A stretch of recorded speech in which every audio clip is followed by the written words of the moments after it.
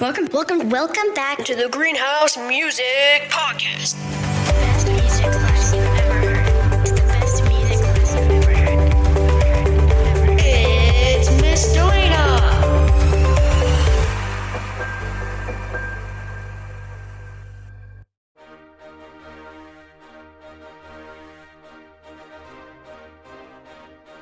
Let's take a time machine back to July 5th, 1886.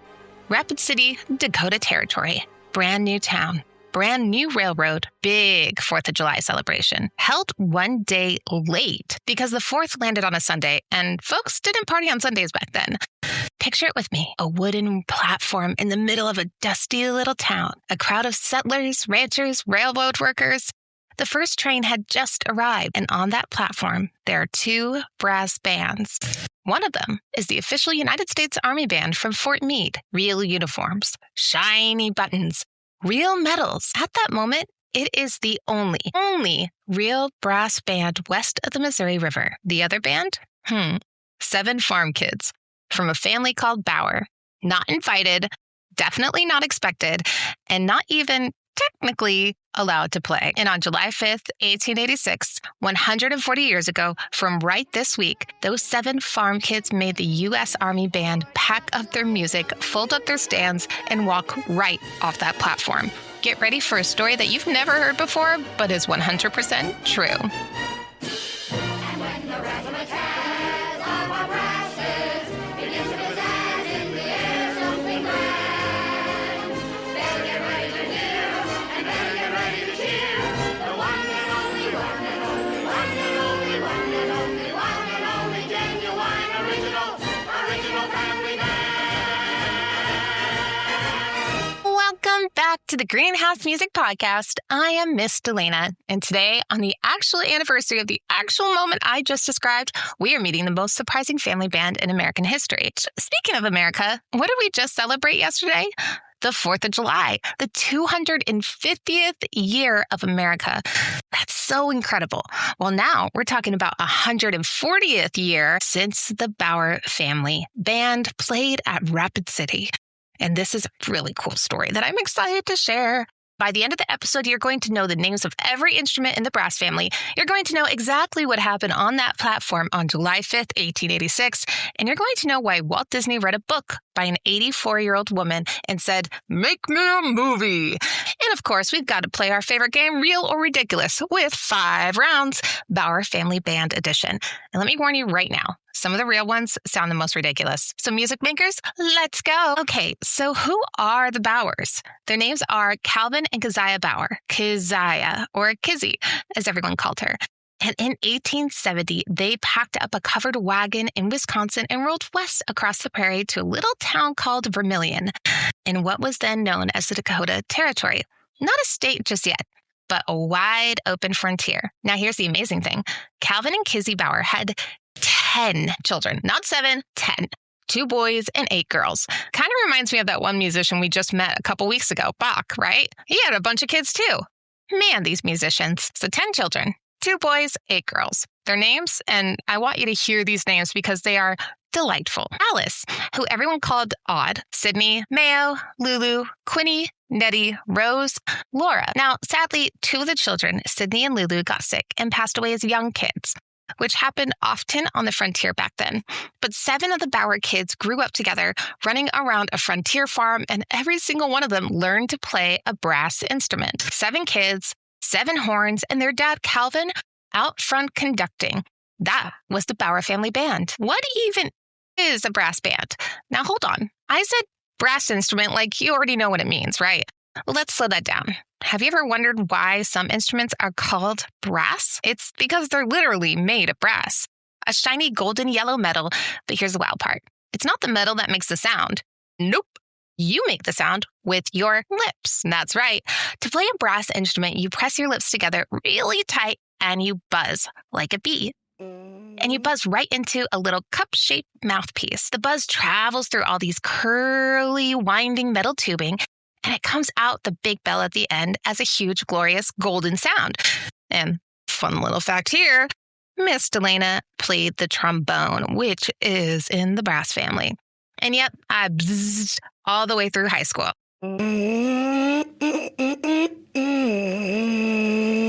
And yes, without the actual instrument connected to the mouthpiece, that's exactly what it sounded like. So let me introduce you to the family, and our brass family lineup. Well, first, we have the cornet. Like a trumpet's slightly shorter, slightly rounder cousin.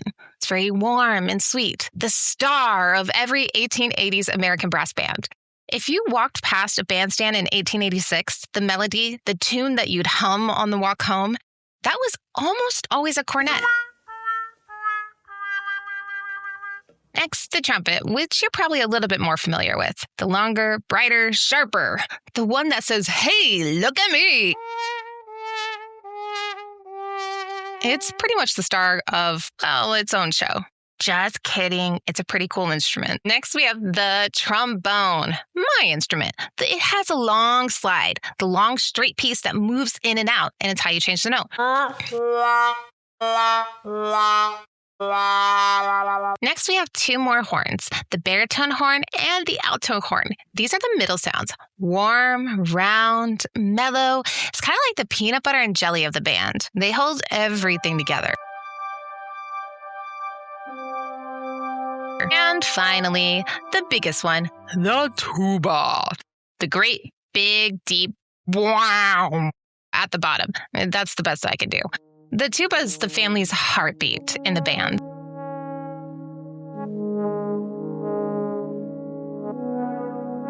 There you have it. The cornet, the warm, sweet, the melody voice of the 1880s band. The trumpet, the bright, sharp attention getter. The trombone uses a slide instead of buttons. It's very low and playful. The alto and baritone horn. Middle warmth holds the harmonies together. The tuba.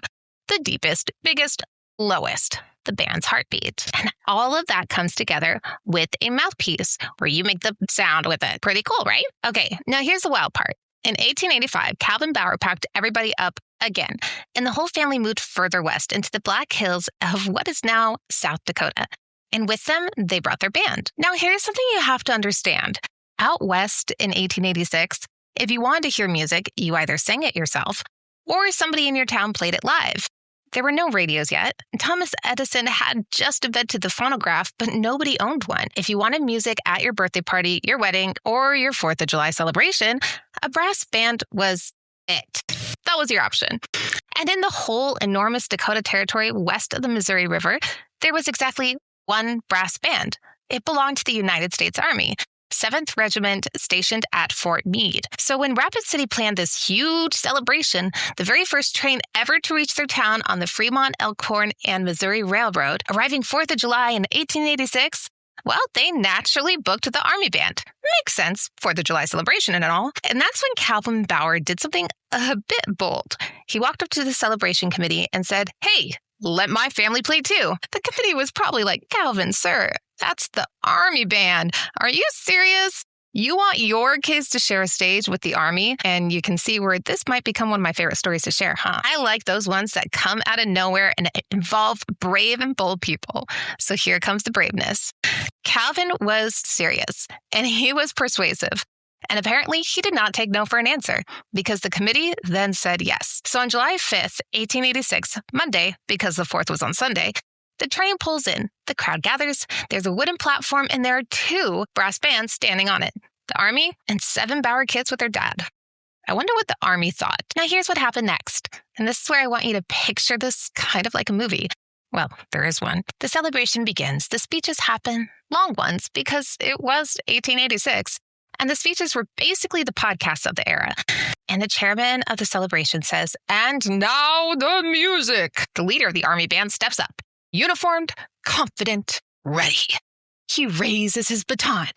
And before he can start, the Bauer family band starts playing. What? Not asked, not cued, not permitted. They just started. They stole the show. Imagine you're Calvin Bauer standing in front of your 7 farm kids, not one of them a professional, not one of them an adult, and your left is the actual United States Army, and you have just played first without permission. Wow, here's the moment. Laura Bauer, the youngest of the kids, the one who would later write the whole story down, wrote that the crowd went wild, clapping, shouting, whistling. And on the other side of the platform, the leader of the Fort Meade Army Band, the official band, looked at his musicians and then quietly, they folded up their music racks, packed up their instruments, and walked off the platform. I'm informed kids from a family named Bauer just introduced themselves to the entire Black Hills. And from that day on, for the next 14 years, the Bauer family band was the sound of every wedding, every rally, every 4th of July, every political convention across the huge stretch of the Dakota Territory because of that one bold move. Did you know? They even played in the 1888 presidential election rallies. That's right. 7 kids with brass instruments got hired to fire up the crowds for national political campaigns. Okay, one more piece of the story, and it might be my favorite part. Fast forward 60 years. It's the 1940s. Laura Bauer, the baby of the family, the youngest sister on the platform that day, is now a grown woman. She married, and her name is now Laura Bauer Van Nuys. She joined a writing club for grown-ups in her town, and every week they gave each other assignments. One week, the assignment was, write something about your childhood. Laura started writing about her family, about the band, about July 5th, 1886, and she couldn't stop. She wrote letters to her older brothers and sisters and asked them what they remembered. She wrote for years, and her son, a grown man named Maxwell, read what she wrote, and Maxwell said, "Mama, this is a Disney movie."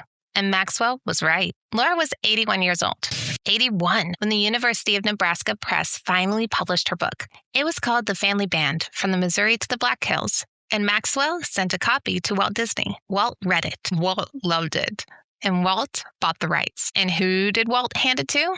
He handed it to 2 brothers that we just talked about 2 episodes ago. The Sherman Brothers, Richard and Robert. The same 2 who wrote A Spoonful of Sugar and Supercalifragilisticexpialidocious. Richard Sherman said the hardest song he ever had to write was the title song for the Bauer Family Band movie. He said the words, the family band, were cold and boring on their own. So they invented out of nothing the 19th century circus barker who yells, "Come see the one, the only, genuine original family band." And that's where the movie title came from. The Disney movie came out in 1968. Laura Bauer Van Nuys was 87 years old and got to see her family up on the big screen, exactly the way she remembered them. And she'd done it all because she signed up for a grown-ups writing class and picked up a pencil. I'm in a writing class. I wonder if that's going to happen to me. All right, music makers, let's move on to our next segment of Game Time. This story is loaded.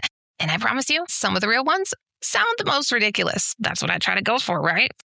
Okay, here we are. Round 1. Calvin Bauer had 8 surviving children total, but only 7 were in the Bauer family band because the oldest, Alice, had already grown up and gotten married to a newspaper man before the band was formed. What do you think? Real or ridiculous?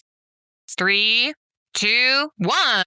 Real. Alice, who everyone called Odd, got married in 1882, 4 years before the Rapid City moment, to a man named Joe Gossage. Joe founded the newspaper that is Today. That's the one that it's called. You know, that newspaper, Today, still called the Rapid City Journal back then.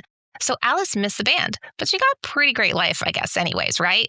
Other than, her siblings being famous without her. Round 2. When the crowd wouldn't stop cheering for the Bauers on July 5th, 1886, Calvin Bauer got so excited that he climbed on top of the platform railing and did a full cartwheel while still playing his cornet. What do you think? Real or ridiculous? Ridiculous. Sounds kind of like it might be real. First of all, you cannot cartwheel while playing a cornet. I've tried. Do not tell my producer. Second, Calvin was actually a pretty formal, dignified conductor. But wouldn't that be an amazing scene in a Disney movie? I think so.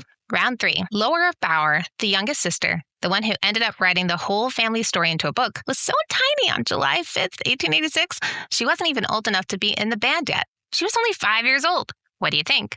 Real or ridiculous? That one is real. Laura was born November 27th, 1880. She was 5.5 years old on the day of the Rapid City concert. She joined the band later as she grew up and played the alto horn. And decades later, she would be the one to remember it all. But on that day, she stood in the crowd watching her older brothers and sisters make the U.S. Army walk off the stage. What a sight. Round 4. The Bauer family got hired to play the 1888 political rallies for the United States presidential election. This inspired the fun song, Let's Put It Over with Grover, for the movie that Disney did. Real or ridiculous? Yes, that one is real. The 1888 election was Grover Cleveland versus Benjamin Harris. The Bauer family band was hired to play at the rallies for the Republicans in Dakota Territory, which is wild to think about. 7 farm kids playing brass instruments to warm up crowds for a national election. No wonder Disney wanted it. So the Sherman Brothers wrote this song as part of the story that was being told in the movie. In our land today, there's a man who's tried and true. He's what this country needs, but it's up to me and you. Stephen Grover Cleveland is the man this country needs. Let's put it over with Grover. Don't rock the boat. Give him your vote. Let's keep our country in clover. Remember we met the Bauer kids earlier. One of them, Mayo, played the tuba. And that tuba was so heavy that during a rally in Deadwood, South Dakota, it broke straight through the wooden platform they were on. And Mayo just kept playing while he sank slowly through the floor, note by note, until only the bell of the tuba was still poking up. Is that real or ridiculous? Okay, that one was ridiculous. I made it up, but that would be really funny. Okay, for our next section, it is what am I listening to this week? And this one was a little tricky because I realized I haven't listened to a ton of music this week. I've been making music this week, which is also very fun. Right now, I'm working on an arrangement. It means it's my own version for a specific song that I have a couple of students working on. It's called Waving Through a Window, and I've always really liked it. And I've been singing it constantly this week. I don't know if that counts as listening, but I think it might have to for this segment. Now, here's your listening challenge for the week. Have a grown-up help you search for some brass bands on YouTube, like the Velcro Brass Band or Brass Palace. See if you can actually listen to the individual instruments that you hear. Try to identify which ones you're hearing. Which one is playing the tune? Which one is playing the bounce underneath? Which one is doing the little pop, pop, pop accents on top? Can you pick them out? If you're grown up, search the one and only genuine original family band, Sherman Brothers title song on YouTube. Sing along the first time and then listen a second time and just try to hear the layers. That's what a family band sounds like from the inside. Both family, as in people, and family band, as in instruments. If today's episode had you buzzing, pun completely intended, I have 2 episodes I want to send you to. First, episode 70. That was our episode all about John Philip Sousa, one of my favorite musical history people, the king of the march. Sousa was writing brass band music for the entire country at the exact same time the Bauer kids were playing on that platform. If you want to know what music sounded like in 1886 America, not just Dakota Territory, but everywhere, that's the episode to listen to. Sousa and the Bauers lived in the same world. I wonder if they ever got the chance to meet. I might have to look that up. Second, episode 125, Inside the Orchestra. That's our deep dive into the whole family of instruments, strings, woodwinds, brass, percussion. Today we just met the brass family. Go back to episode 125 to meet all of their cousins too. 2 episodes, but a perfect pairing if I do say so myself. And okay, before we go, I have a creative challenge for you, and it's a big one this week. Because it's 4th of July weekend, and you probably have some people around, I want you to try starting a family band. I know. You don't have brass instruments, maybe. That's okay. The Bauer kids didn't start with brass either. They started with, well, what they had. I wonder what that was like on a farm. So here's a challenge. Look around your kitchen. A wooden spoon, a metal bowl, that's a drum. An empty glass bottle, you can blow across the top to get a note. A comb? Can you take your finger and rub it against the comb? Maybe it's wrapped in paper and it hums when you sing through it. A clap, a stomp, a hummer. That's all it takes. One song, everybody in the family, even the ones who say they're not musical, especially the ones who say they're not musical. And here's my question for you this week. Just sit with it. What would your family band sound like? What would you play? Who'd play the melody? Who would be the tuba, the deep low wah at the bottom holding everybody together? Who'd be the cornet, singing the tune on top? Because here's the thing the Bauers actually teach us. It was never about being the fanciest band. I mean, they didn't wear uniforms, did they? It was never about being professional. On July 5th, 1886, they weren't even invited. Somebody official was already booked. Somebody official had the uniforms. The Bauers just played together, loudly, confidently, without permission. And that's the whole secret, apparently. If you have a family, you have a heartbeat, and you have a voice. That's already a band. I believe in you, kiddo. You know I do.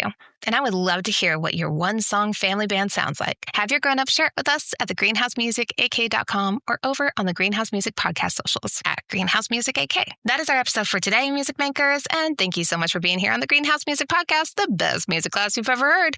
Happy 140th anniversary Bauer Family Band from July 5th, 1886 on a dusty platform in Rapid City to July 5th, 2026 in your kitchen, your car, your headphones. That music never really stopped. It just kept finding new hands to play it. If this episode made you want to grab a wooden spoon and start banging on a pot, share it with a friend. If it made you smile, hop on Apple Podcasts or Spotify and leave us a little review. It helps others' family find us. And I read every single one of them. New episode in 2 weeks. And until then, buzz your lips, bang your pots, and round up your people. Play like nobody invited you. And keep making music. Bye for now. Waltzes, marches, polkas, and mazurkas. We can play them sentimentally, or just like the music of the circus.